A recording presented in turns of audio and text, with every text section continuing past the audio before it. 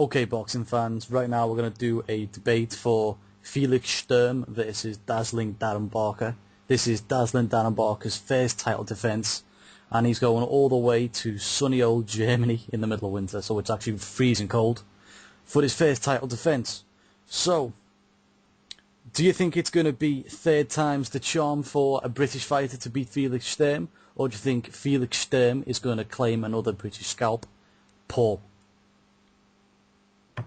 I'm going to go with Felix Sturm to win, to be honest. I like Darren Barker, but I think it's all too much against him and going over to Germany. And I think Felix Sturm's probably got one last big performance in him. So I reckon it's going to be Felix Sturm who takes it. Stephen King, or Kingy, what do you think, pal? Yeah, I agree with Paul. I'm going for Sturm on points, definitely. I think the Geel fight's taken a lot out of Barker, definitely. I think it could be a bit too much for him. Okay. Ryan, what are you thinking? I'm thinking Barker on points, but obviously this fight is going to be so close. It could be either of the guys on points or either of them, or a draw. So, but I'm thinking Barker on points because, Sturm has been in such close fights in his last 6 fights. 4 of them, he arguably lost or only won by, the skin of his teeth. So I'm thinking Barker by the slightest margin. Okay. Chris, what are you saying, Chris? Yeah, I'm thinking that Felix Sturm's going to roll back the years. He's faced a lot of criticism in his last few fights. He's been on wrong end of decisions, which is quite rare or ironic. Fans who think Macklin gained a loss to Rob Ray. So I think Sturm's going to be under pressure. I think he's going to show one last good show, and I think the weakness that Darren Barker has to his body, I think that's dangerous in this fight against a quality puncher. Yeah.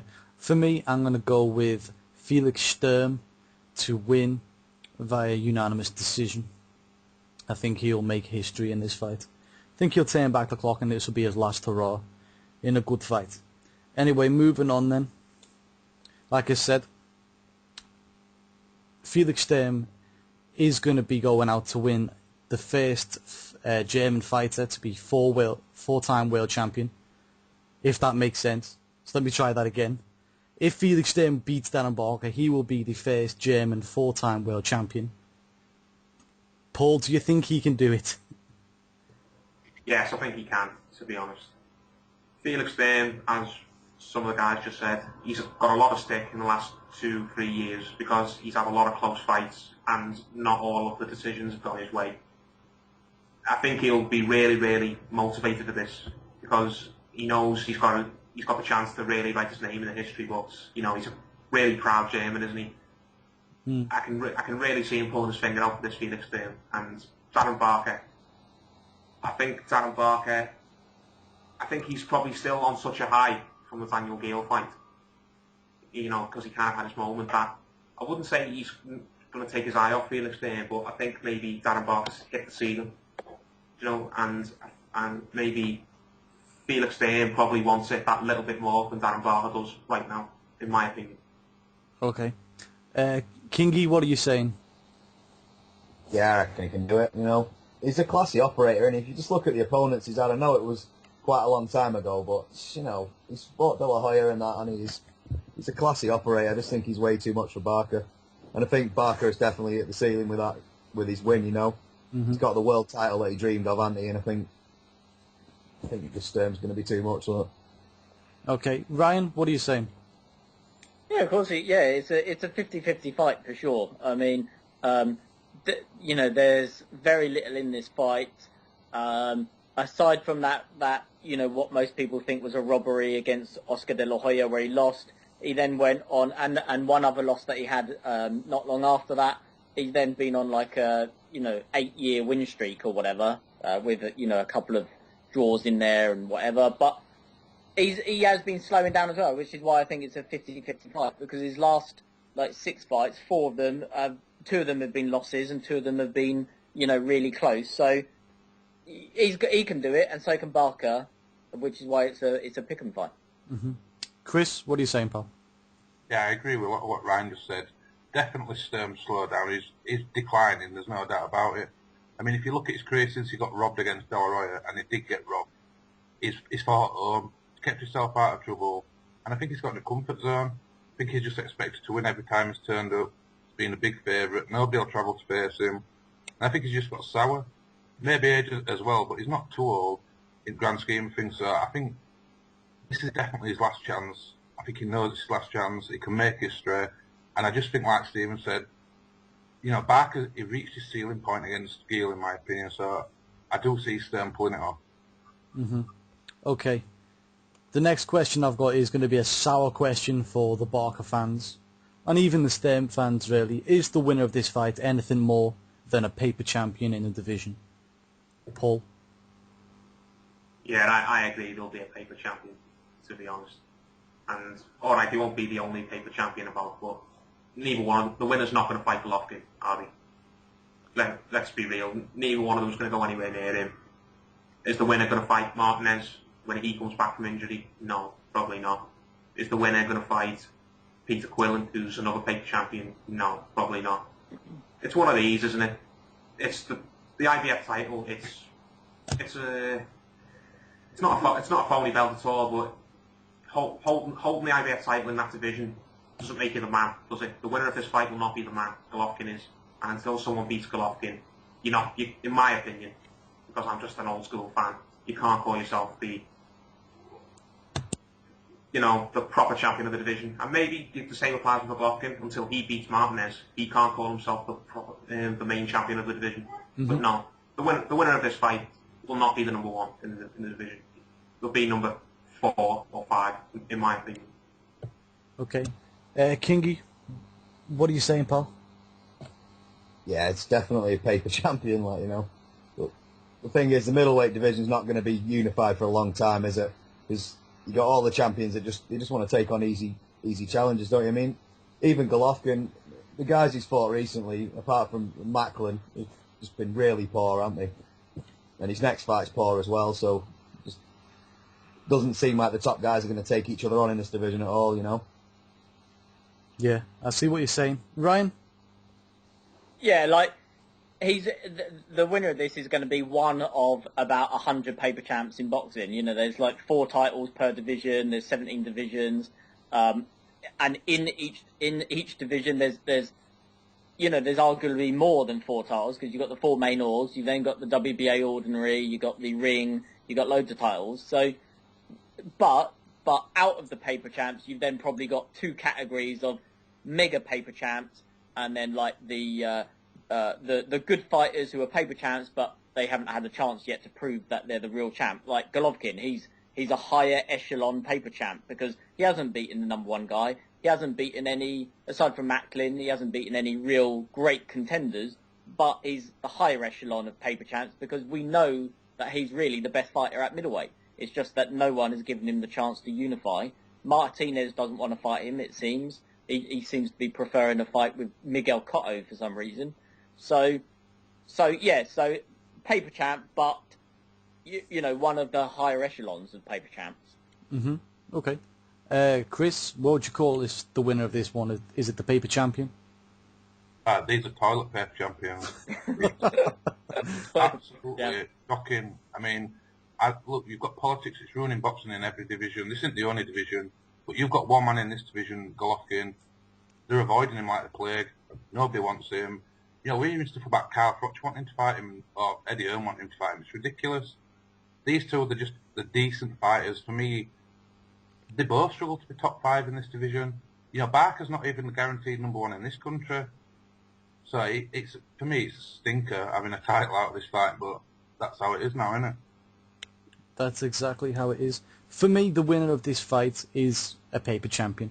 I wouldn't say they're any ways off than Peter Quillen is a paper champion, but still a paper champion nonetheless. And it's about time people start calling out these paper champions. And a lot of the time, they're either in the Golden Boy ranks or they're in the UK. It just seems that the way it is nowadays. Moving on from that, how much do you think the Gill fight took out from Darren Barker? Can he push on to that next level, or is that it for him now, Paul? In my opinion, no, he can't push on to the next level. I think that Gill fight took a blow out of him. In my opinion, maybe he'll prove me wrong, but I'm not very confident. Dan Barker, you saw how he reacted after the fight. You know, he was in bits on the floor, and his trainer and stuff were crying. It looked like he worked his whole life for that one moment. And so many fighters, or just people in life, when they reach their dream and they achieve what they want to achieve, they kind of, after they kind of come down off a high, they sort of shrug their shoulders and think, okay, what do I do now? Sort of thing. Maybe Darren Barker, I think, might fall into that category. He said on, what was it, the middleweights face-off or whatever, when he sat down with all the other guys on Sky, he said, the only reason I'm still fighting now is for money. Which is, it's honest of him to admit that, but if you're only fighting for money, you know, how much do you really want it? Felix Sturm, I don't think, is still fighting for money. I think he's fighting because he really wants that belt. He wants to be the 4-time German champion. So, Darren Barker, he wouldn't be the only one who's done it. Richie Woodall is a good example. He was a world champion, but he's admitted since, after he won the world title, he definitely lost interest. He didn't train quite as hard. He very, very slowly, he thought in his head, what am I still doing this for? I've achieved what I wanted to achieve. There's nothing left for me to do now. And maybe Darren Barker might fall into the same equation, because he does well out of boxing. I've heard he's got a little business on the side, so Darren Barker could retire tomorrow and not have any regrets. And maybe that's playing on his mind in this fight. So he might think, if I lose this fight, it's not the end of the world. That's basically what I'm trying to say. Okay, cool, yeah. Kingy? Yeah, I agree with Paul. Like, you know, if that little bit of fire's not in his belly like it used to be, you know, and like you said, it's obvious he gave everything in that fight with Gil. And it must have taken everything to get up off the floor from that body shot as well, you know. And I think he went through hell for that, didn't he? And I think he achieved that. And then when you are where you want to be, it's really hard to get that back. Like, I'm sure it is. It's hard to when you're the challenger. You have it, don't you? Because you know you need that fire to get you to win the title. But you know when you're the champion, it's hard, I think it's hard to replicate that, and I think he's going to struggle. And like you say, especially with Sturm can make history in Germany, it's obviously going to be a big thing for him. So you've got to give him the edge in that, haven't you? Yeah. No holds barred boxing. What are you saying? Was it Paul who said about Darren Barker when he was on the floor and it was like the pinnacle of his career and he was so happy that he beat Gil? So yeah, that did look like that. It did look like, you know, that's it. He's won a world title. That's all he really needs. A bit like when Ricky Hatton beat Costa Zhu. He never really ever topped that. I mean, you can't top beating Costa Zhu. So yeah, I can see how Barker might now just go downhill because he might never be able to achieve that sort of thing. On the other hand, that might have just been the beginning. You know, that might have just been the beginning of something new. Like I said, I'm still thinking that Barker probably edges it, just because maybe because Sturm has lost a bit of, you know, lost a bit of his form. He hasn't looked too great in his last few fights. But yeah, it's going to be difficult for Barker to top what he's already done.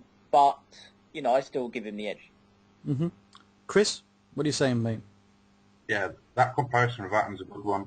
Everyone's got their summit. You know, when you got to the top of your mountain, that's it. Atton got to the top of his and he couldn't give any more than that. You're always going to look worse after that. It's hard to replicate things like that when you put everything in. If you're not naturally the most gifted or you're not the biggest puncher, yada, it's hard to do it over and over again, be consistent to do it. And I think when you saw Gil drop him, you could see in his face it was pure will to get off the floor. And at the end, it was just relief that he'd done it. So I think emotionally, physically, mentally, that fight took a lot out of him. And Gil, Sturm's been here before. You know, he's used to this sort of glamour. Darren Barker's reached his ceiling point. And I just don't think he'll get there again. I think he will lose this fight, sadly for him. Okay, yeah. For me, you know, I do wonder if he can push on to the next level. I mean, maybe that was the best that we can get from Darren Barker, and it was a great thing. You know, there are some questions if he did actually win that fight. So we'll go on to that question next. Did you guys think Darren Barker deserved to beat Daniel Gil? Paul? Yeah, I do, personally. I scored the fight to Darren Barker when I've watched it back. If you want to score it to Daniel Geale, I've got no problem with that. It was one of those picking fights, wasn't it? It depends what you like. Did you like Darren Barker's work rate in the fight? Did you like Daniel Geale's, more solid shots because he landed a knockdown and he was hitting Barker throughout the fight? But yeah, I'm not. I won't. I've got nothing against Barker having that fight. I wouldn't deny him his moment at all. I think he definitely won. Okay. Kingy? Yeah, I reckon he just about edged it, definitely. It was definitely a close fight, and like Paul said, he couldn't have whinged if they'd give it to Geale, but I thought he just about won enough rounds, Mm-hmm. If you count knockdown in there, maybe giving it him by a point, Mm-hmm. Ryan? Yeah, probably just edged it as well. And, if you're cynical, you might sort of say, a British middleweight deserved it, because how many British middleweights, Murray and Macklin, just about lost, at the last hurdle. So in that sense, I'm glad that a British middleweight finally got through, because of bias. But but I thought he edged it anyway. Cool. Chris? Do you think he won? Yeah, I thought it was razor thin. It could have gone either way. I mean, if I'm being properly honest, to take a belt away from a champion under them circumstances, because it was so desperately close, I was surprised. I was surprised he got a decision in America like that. But like these other guys have said, maybe he deserved maybe a bit of poetic justice.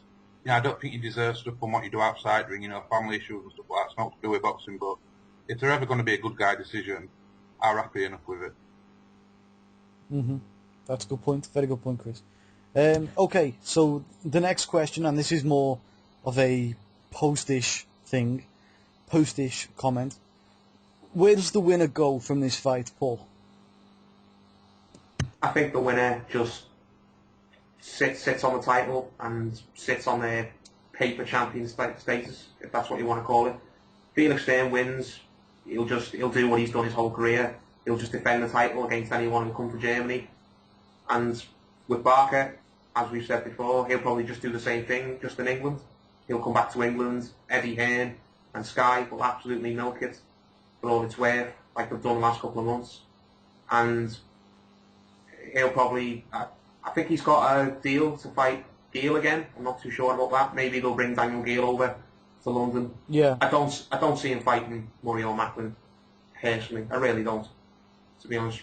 Macklin, I think he's got obligations in America. He's got his deal with HBO. I don't really think he'd come over to Britain to fight Geale. He'd come back to Britain to fight Barker, personally. I don't think Barker would go back over to America or Ireland to defend it against Macklin. And Murray, again, Murray's got other things on his plate. There's talk of him maybe fighting Golovkin. I think I'd love to see Barker fight one of those two guys, but if I had to put my last penny on it, I wouldn't bet it happening. So yeah, maybe if Barker wins, he'll come back to England and he'll defend it against maybe Geale or someone else. And if Sturm wins it, he'll just defend it in Germany against absolute no marks. To be honest, neither one of them's going to fight Golovkin, put it that way. Okay. Steve or Kingy, what are you saying? Who does the winner face? Well, I think there is a rematch clause, isn't there? I think so. If Sturm wins, I think they'll probably come back and Eddie Hearn will get another payday out of it in England, and maybe you don't know what's going to happen in that. But I think if Barker does win, I think he'll be shipped back to England for some easy defences and maybe Geale in a few fights. But I think they'll definitely get as much cash out of it as they possibly can, won't they, Matchroom? Like they usually do. Yep. And I can't see him. Obviously, like he says, they're not going to fight Golovkin, are they? Can't see him fighting Martinez, and I can't see him fighting Quillen. They're not going to take big risks, are they? They're going to have it where it's going to be a tight fight again. Yeah. No holds barred boxing. What are you saying? Yeah, I think if Sturm wins, I think they might get a rematch. But sometimes these rematch clauses don't work. Sometimes you get the rematch, sometimes you don't. So I think they might rematch. But I think it was Paul who said that I think Sturm will just be content to sit on the title in Germany, probably for about 6 months to a year, maybe 1 or 2 title defences, then retire. A bit like how Sven Otka did. So I think he'll just keep the title and stay in Germany. And if Barker wins, I think he'll come back to Britain, maybe rematch Sturm, maybe rematch Gill in Britain. And but I do think that eventually, after maybe a year of sitting on the title, so like say 2, quite good title defences, but not unifications, but quite good title defences, and then he'll maybe fight someone like Macklin or Murray and probably lose it. Especially if he fights Murray, I think he'll lose the title. But what should happen, which I don't think will, is they should have a unification fight with someone like Peter Quillin or Golovkin or Martinez, but I don't think these unifications are going to happen for a good year at least. Yeah, that's very good points there, Ryan. Connolly is king. Go on, you can end on this one. Where would you like these people to go on from the win if they win the fight? Well, they both played their hands before, so we already know that if Sturm wins it, say if he wins it easily, I don't see a rematch happening because you've got to justify this rematch happening. If it's one-sided or an easy win for either, there's not going to be a rematch. So Sturm, if he wins it, he'll go back to Germany, defend against a few no-marks. He's lived up his reputation of how he beat De La Roya for a long time. He's a solid guy, but they're not going to unify him. Matchroom's already talked about Barker unifying before this fight were even made. But you had to be a bit of a simpleton if you ever thought that was going to happen. Always going to go the mandatory route. They'll go back to England, have a few fights against easy pickings. Somewhere down the line, it's like this fight, 2 or 3, this title's losing, it's going to be gone. So they're just going to cash in on easy fights, probably as quickly as they can, in my opinion. Yeah, okay.